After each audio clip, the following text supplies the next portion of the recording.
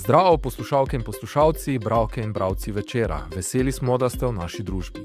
To je Večerje zjutraj, prvi dnevni informativni podcast v Sloveniji, v katerem vam predstavljamo Večerove udarne novice dneva. Danes je četrtek, 27. marec 2025. Z vami sem Mitja Sagaj. V nadaljevanje. Kar smo mi naredili v 36 urah, država ne zmore niti v letu in 7 mesecih. Tako med drugim pogovoru s kolegom Tomažem Rancem, dobro leto in pol po uničujočih poplavah, pravita zakonca Duler iz podjetja AdTech. Vrhunska tehnologija v Mariboru. Kaj bo prinesel novi superračunalnik, ki bo eden najzmogljivejših v Evropi? Cene nepremičnin so zletele v nebo, mi pa smo poiskali tiste, ki so še dostopne oziroma so najcenejše med tistimi v ponudbi. Kakšne so? Naročite se na podcast, da boste obveščeni ob izdaji naslednje epizode. Vse skozi smo z vami na vecer.com. Slovenjgraško podjetje AdTech je zaslovelo v poplavah, ko je čez noč zavarilo in postavilo začasni most za pešce čez Mežo in s tem ljudem na Prevaljah vrnilo upanje. Ekspresna akcija je na to podjetju prinesla tudi nove posle s postavljanjem mostov. Ironija pa je, da podjetje danes pri načrtih in tudi pri dobljenih poslih ovira kasneje postavljen začasni nemški most, ki je premajhen in podjetju AdTech celo omejuje proizvodnjo. Hkrati sta zakonca Duler razočarana tudi nad počasnostjo popoplavne sanacije, saj država, sploh ko govorimo o mostovih, še kar ni zgradila novih. Govorita pa sogovornika tudi o odškodninah, saj je bil tudi del njihovega podjetja v Dravogradu poplavljen, a v tem primeru imata na račun države pohvale. Odškodnino so prejeli takoj. Z mano v studiu je danes tudi kolega Tomaž Ranc, Korošec novinar, ki je bil v avgustu 2023 nenehno na terenu, poročal z prizadetih področij in tisti, ki je tudi medijsko najbolj izpostavil aktivnosti podjetja AdTech ter zakoncev Duler. Zdrav, Tomaž. Kot rečeno, na Prevaljah v času poplav se je še posebej izkazalo podjetje AdTech, Ambroža Dulerja in Mirjane Duler, ki je takrat v rekordnem času postavilo most za pešce, ki je bil zelo pomemben za kraj. Ljudem je dal tudi upanje. Kaj se dogaja zdaj s tem mostom, je še v uporabi? Pozdravljen, Mitja. Ta zgodba s tem mostom upanja, ki je takrat pravzaprav bil zelo pomemben in zakonca sta postala zelo popularna tudi zaradi tega mosta, zelo upravičeno, po mojem mnenju. Ta most še vedno stoji, še vedno je v uporabi. Prav tako kot most ob njem, to pa je tisti nemški most, ki je namenjen za promet, medtem ko je ta njun bil namenjen za pešce.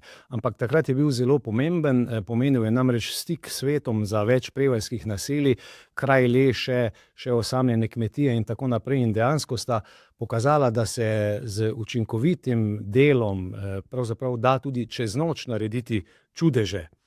Zgodba pa je pravzaprav zdaj kar bizarna. Oba ta mostova, ki sta bila postavljena pred letom in 7 meseci, namreč še vedno stojita in sta še vedno v uporabi, kajti država še vedno ni poskrbela za to, da bi postavila nov most.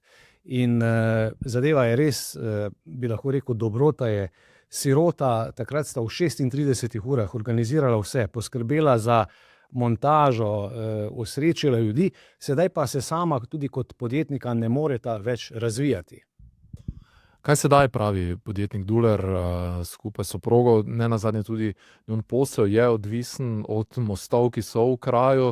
Zdaj sta tudi ta dva mostova, ki sta postavljena tako, ta Dulerjev za pešce kot nemški most. Razlog sta, da država še ni poskrbela za nove mostove?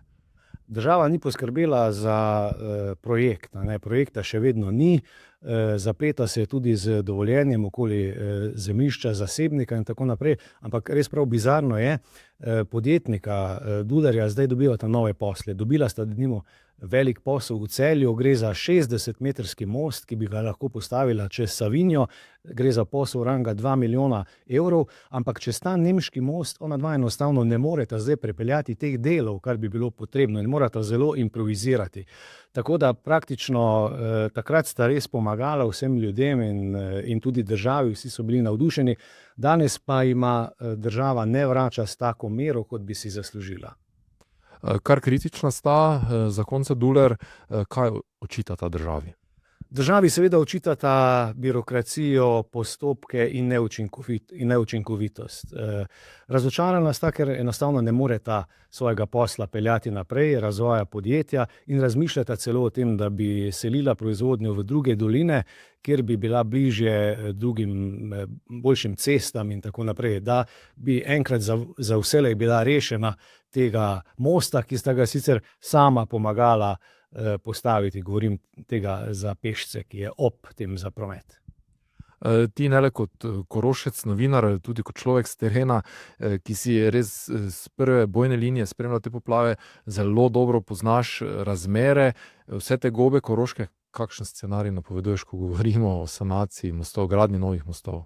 Ko gre za ta dva mostova na Priorjah, ki so jih postavili Nemci in pa seveda tega Dulerjevega, sem pravzaprav zelo pesimističen. Mislim, da bo kar še nekaj meže preteklo, dokler bo novi most postavljen. Kot mi je povedal župan in tudi sam Duler, dovoljenja in projekta samega še vedno ni, zato bo očitno trajalo še kar dolgo časa, da bo ta most za ljudi in za podjetja dokončno postavljen. Mislim, da je to zelo zaskrbljujoče. Včasih se prav vprašam, kdo se dela norca iz ljudi, tudi iz podjetnikov, ki so takrat stopili v prve vrste, pokazali, kaj zmorejo, danes pa jim država tega ne vrača. Hvala, Tomaž. Celoten intervju najdete v Večeru in na večer.com. Maribor bo v prihodnjih letih postal tehnološko središče visoko zmogljivega računalništva in umetne inteligence. Kot smo že poročali, bo Akademska in raziskovalna mreža Slovenije, Arnes, pri Dravskih elektrarnah Maribor že letos začela graditi podatkovni center, v katerem bo tudi superračunalnik HPC s tovarno umetne inteligence v vrednosti do 135 milijonov evrov. Prisotnost takšnega centra pomeni, da obvladamo vrhunske tehnologije.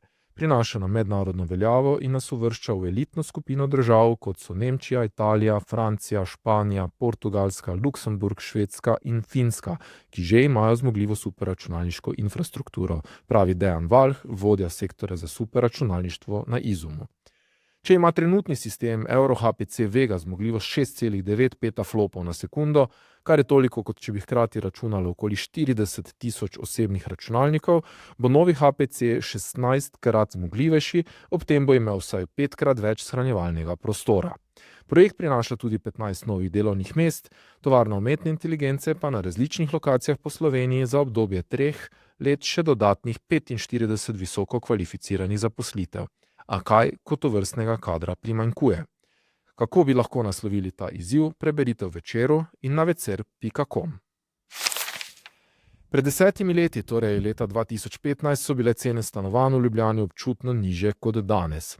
Poprečna cena rabljenih stanovanj v večstanovanjskih stavbah je takrat znašala približno 1940 evrov na kvadratni meter, kar pomeni, da bi za 50 tisoč evrov lahko kupili približno 25,8 kvadratnega metra veliko stanovanje. Danes je situacija povsem drugačna. Ljubljana je za povprečnega kupca skoraj nedostopna, cene pa vztrajno rastejo po vsej Sloveniji.